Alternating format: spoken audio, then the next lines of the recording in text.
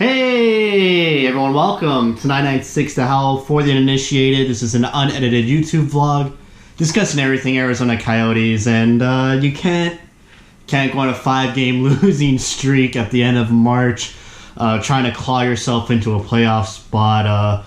The bright side is they're not totally out of it, which is hilarious, but which is just like the All-Star and the bye week break. They came out of that on a 5-game losing streak and then picked it up after that, stringing together a bunch of wins and not really losing back-to-back losses much until they hit this Eastern road trip.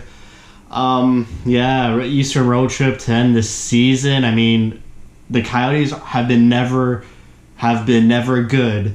In the East, it's been like that for the past 6 or 7 years since 2012. And it came back to haunt them again. They go 0-3-1 without winning any games against Tampa, Florida, Jersey, and the Islanders. Played good against Tampa.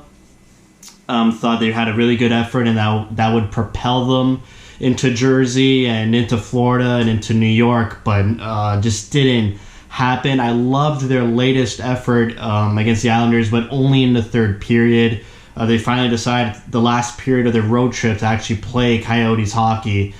But the other games were just brutal to watch. No offense at all. So many penalties they were taking and just an abysmal power play just all across the board. Just pretty atrocious hockey by the Coyotes in a time where they definitely needed to just pick up points and wins and really stick to the game plan and stick to their system, but just didn't happen.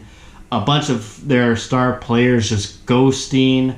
Keller, Galchenyuk, Ekman-Larsson scored against Jersey. Ekman-Larsson was good this road trip, but offensively, their forwards, I don't know who else to say. I mean, they really don't have much offensive weapons.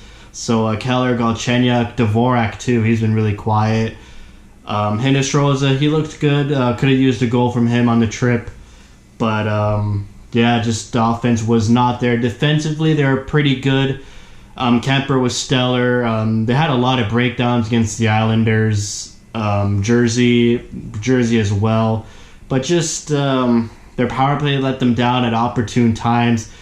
Each game, they had a power play to score that one goal to either tie the game or to put the nail in the coffin against the team, but just couldn't come through. Lackadaisical all around. Couldn't even set up. Just embarrassing.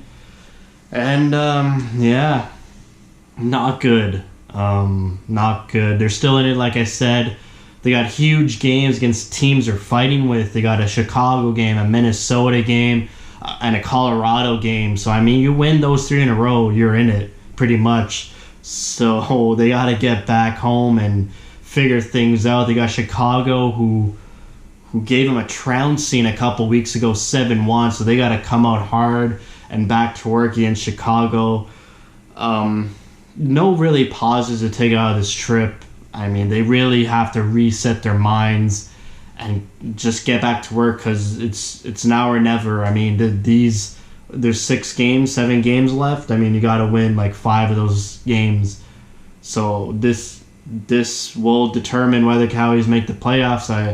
I wish I could say that they're in the playoffs at the end of this trip, but just a bad trip. Get it out of their heads and move on.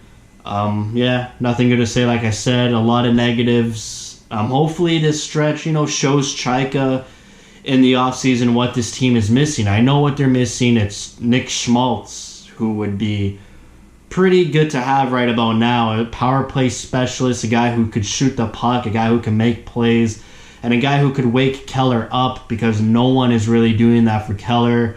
And I agree, Keller and Galchenyuk, they're not playing with the best people. I understand that.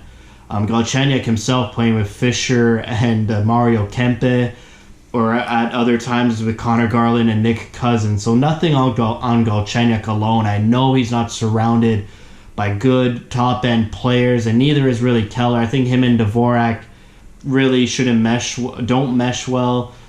He's paired better with Schmaltz, obviously. But, I really don't blame Keller and Galchenyuk too much. but at the same time, they got to drive their lines and drive their offense and create their own offense and get these boys on the scoreboard. It's weird because in the Tampa game, Florida and Jersey game, they had a 1-0 lead, but early leads, which I don't like by the Coyotes. They're really good at holding on to late leads, second period, third period leads. But to have a lead in the first period and to get that defend lead mentality so early on, it really shells the team and they kind of turtle.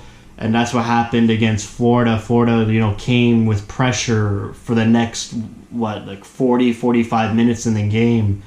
And the Coyotes could barely hold on. And same with Jersey. After the Coyotes scored that first goal in Jersey, which was really early, 2 minutes, they kind of had no offense that whole game and just relied on Kemper to keep them in and bring them to overtime and the shootout. So these next 3 games are it. This is it.